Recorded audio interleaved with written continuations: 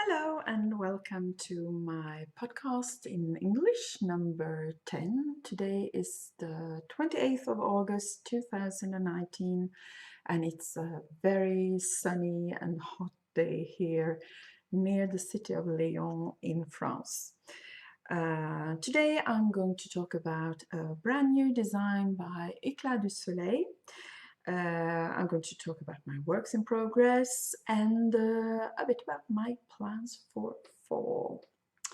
So, first let me introduce myself. My name is Annette Petavy. I am a designer and teacher in crochet and sometimes knitting too. Here on my English language channel, I focus on crochet, but there might be some bits of knitting from time to time as well. I'm Swedish.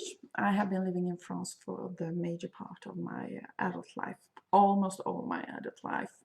So currently I am living in the countryside outside Lyon. I have a website which is AnnettePetavy.com.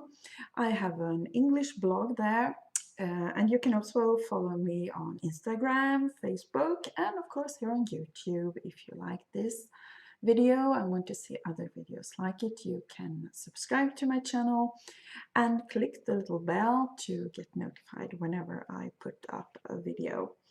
I also have a newsletter where you can receive a crochet tutorial once per month and also other news, and I will put the links to all of this, the link to subscribe to the newsletter and the links to my website, my blog, my Facebook and my Instagram down below the video. So how have you been? If you have been watching me previously, the last time I recorded was in July because I have been on a very long vacation in my home country in Sweden. We always spend 4 weeks there. Well, not exactly 4 weeks there because we drive from France to Sweden. So it takes a few days to get there and a few days to drive back home. But generally we try to spend as much as we can of these 4 weeks in Sweden. So 4 weeks is, I know that's kind of science fiction length of vacation if you are in the US. Here in France, it's more common, but not very, very common to take a continuous vacation for 4 weeks. In Sweden, it's pretty standard. Well, might be a bit short. Many people take 5 weeks in the summer because the summer in Sweden is very short. People have a lot of vacation also, and yeah. Swedes like to take advantage of the light and the sun because there is very little of that in the winter. So we spent 4 weeks in Sweden. So before I went, I had to pack, of course. And I mean, for 4 weeks you have to pack quite a few things, especially since the weather can be very different from one year to the other. It's been a long time now that we haven't had really bad weather during the summer vacation, but you still need to plan for different temperatures and different weather types. But of course, the first thing I planned was what I was going to take with me. And the project planning, when you leave like this, now we have been going for 20 plus years on these long vacations, summer vacations to Sweden. And my way of planning the projects I pack has quite evolved a bit. In the beginning, I always thought I was going to be really, really creative because I had time off. And I packed stitch dictionaries and plenty of different balls of yarns to swatch with. And I never did. Because on these vacations we stay in my parents' summer house, which is a very small house. My parents generally are there with us even now, even though they are getting quite old, they still spend the summer vacation with us. And we also have guests like all the time. This summer, so our 2 children came with us, so even if they're big now, so we were at least 6 at the table for lunch and dinner every day. And then we had some various sizes for the dining crowd, between 8 for quite a while, 9 and 10 people. All this in a very small house. So what happens is that of course I have time off in the summer, but I'm never alone. And this is lovely, of course, to meet all these people and all these friends, and we had a wonderful time. But to design and swatch and create something new, I need a long time, and I don't have that in summer. So I have finally learned that this is the way it goes. So this summer, I did not pack any stitch dictionaries or anything, any ongoing design, except for one, but it's already very well underway, so it's more or less just the crocheting left. And I packed quite a few projects. Some years I have packed only one project, and that only happened once. And the year after, my husband said, pack several, because you were so frustrated that you only had one last year. Not that I finished it. I finished it on the way home, but it lacked variety, actually. So I packed 2 crochet projects, one for when we were there and one for the trip. I'm going to show them to you a bit later. But one was suitable for crocheting in the car, and one was more suitable for crocheting while staying in one place. I packed 2 knitting projects with about the same criteria, and I packed a Tunisian crochet project. And I did not have the intention to finish any of them, and I did not have the intention either to work on all of them. But this gave me the variety I wanted, and also allowed me to make quite good progress on some of them, except the Tunisian crochet that never got out of the bag. So that one is going to remain a work in progress for quite some time now. So, but now summer's over. No, vacation's over, but I still feel it's summer still. Of course, today we have over 30 centigrades here. It's very sunny, it's warm. When I stopped filming, I think I'm going to swim for a while in the pool. But schools start again here in France next week. So the teachers start on Monday, September 2nd, and the kids start on Tuesday. For many years, this has been the date of end of summer for me. But as from this year, my children are not in school anymore. This year they will both go to university, so they start mid-September. So I kind of feel I have 2 extra weeks of summer this year. But still, oh, there's a fly here. This is the problem with living in the countryside. There are flies, and they will not sit still for more than a second, so I can't chase them. This winter there will be no flies.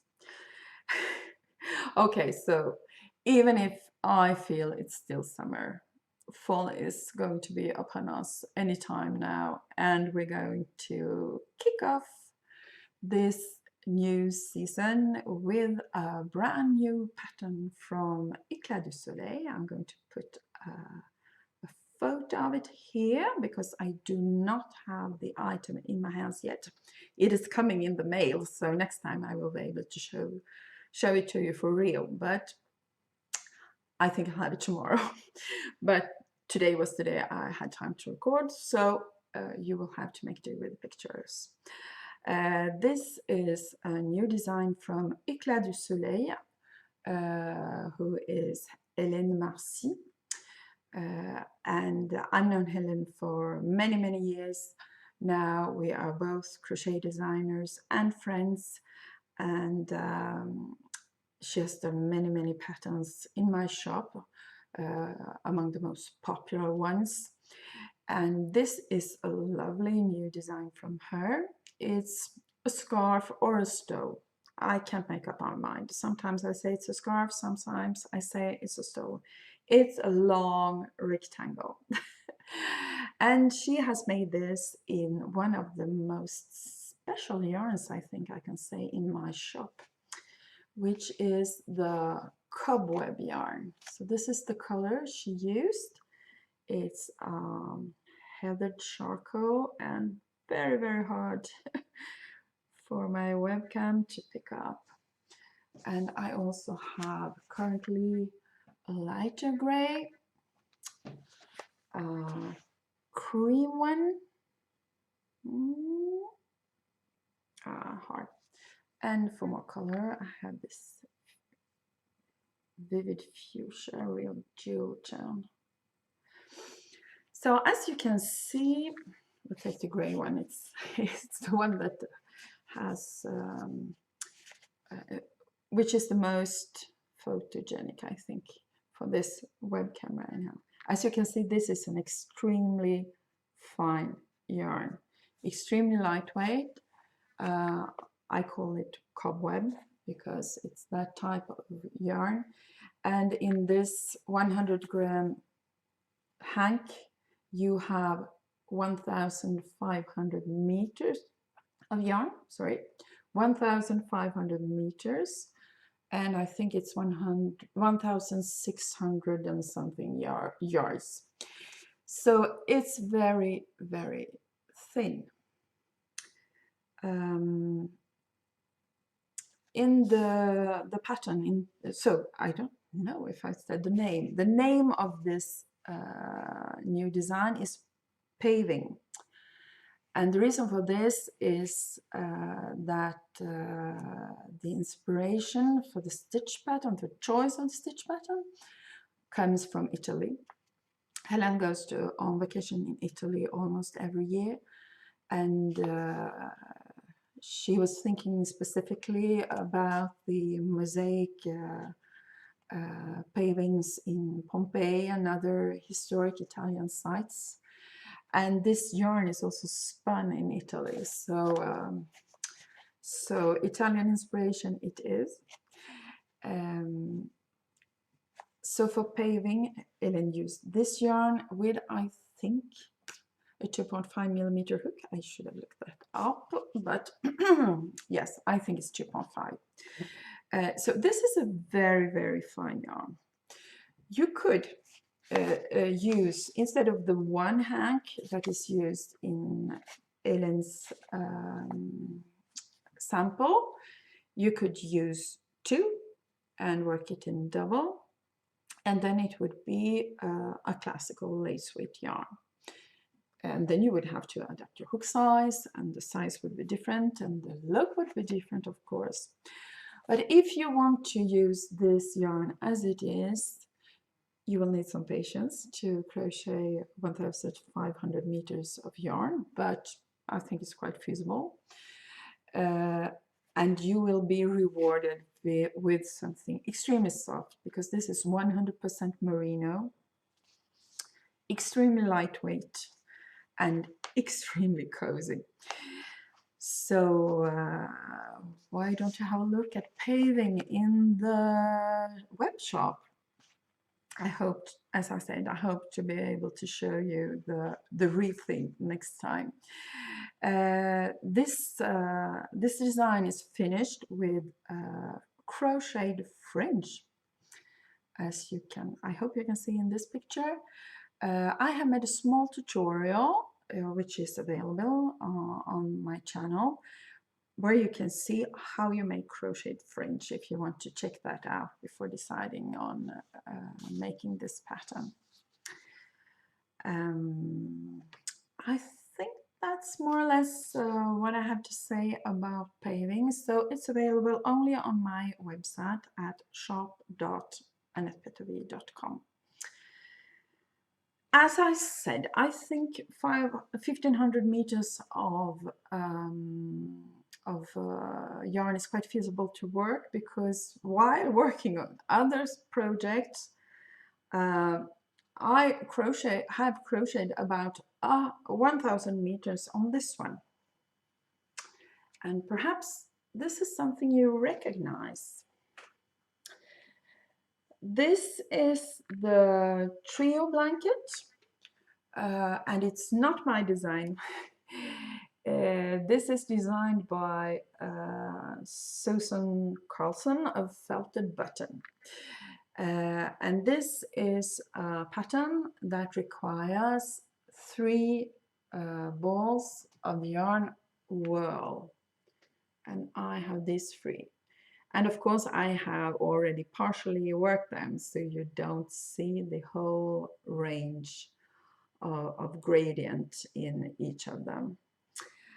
So this is actually, this is the stitch pattern in the trio blanket is a rather well-known stitch pattern. I know that I used it in I think it was a cardigan for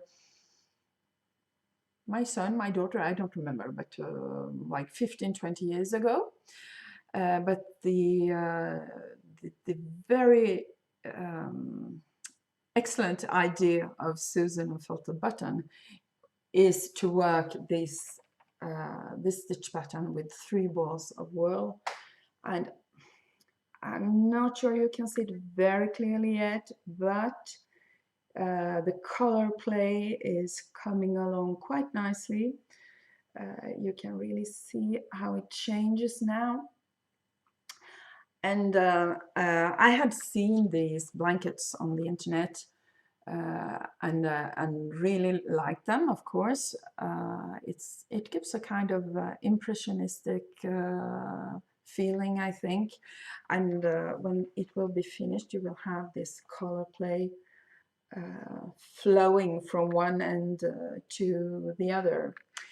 But well, I had no real reason to say, okay, I'm going to work up 3 kilometers of wool in this pattern done by a designer, until I have one of my friends and pupils here in Lyon, who had talked to me about this repeatedly and said, I have the pattern in English, but I don't really dare to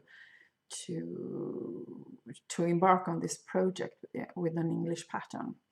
So I wrote to Susan and asked her if I could provide her with the French translation of the pattern, and she said yes. And so she has the French version. I don't know if she has published it on her blog yet. I have a problem with my screen. I don't know if it's my screen or the camera. I have to stop and check what's happening.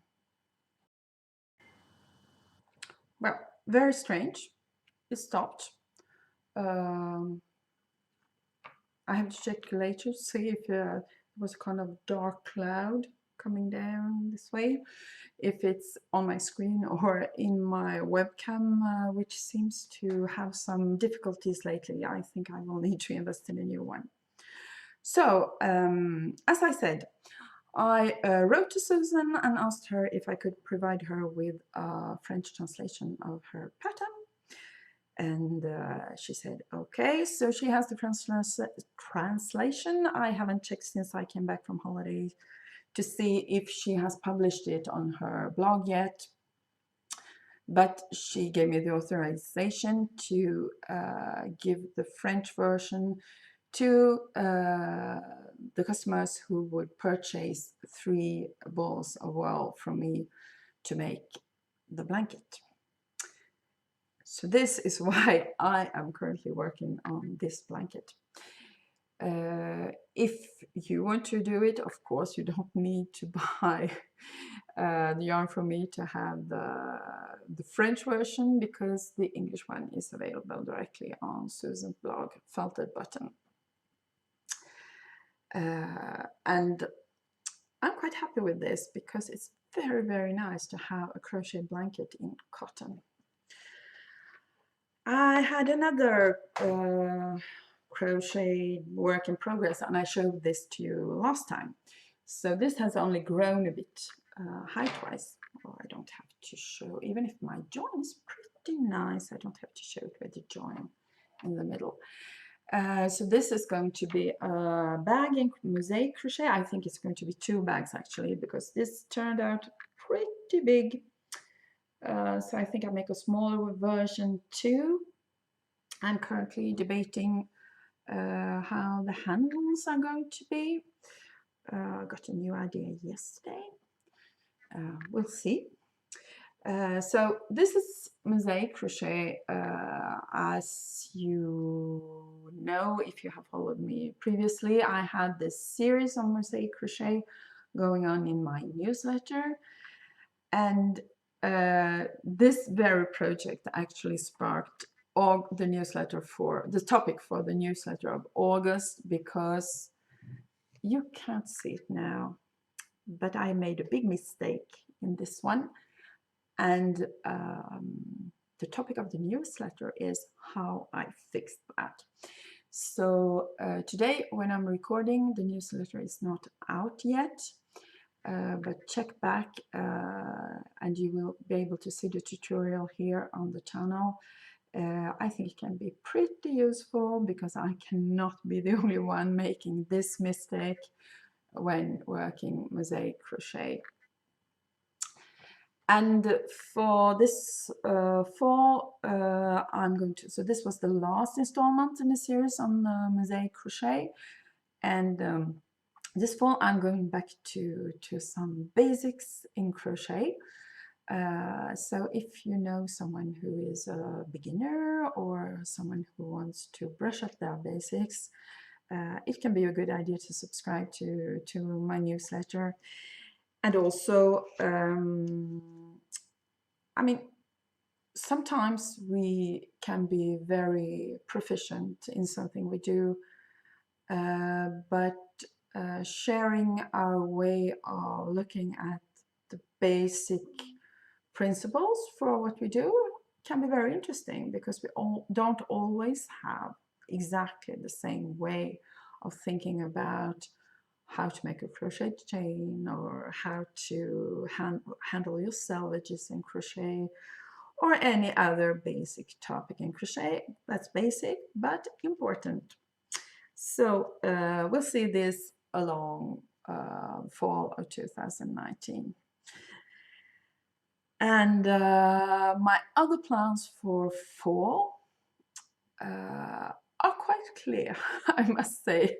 And this is a very special year, because I actually sat down last week with my calendar and plotted out, well, almost my entire fall, at least until the end of November.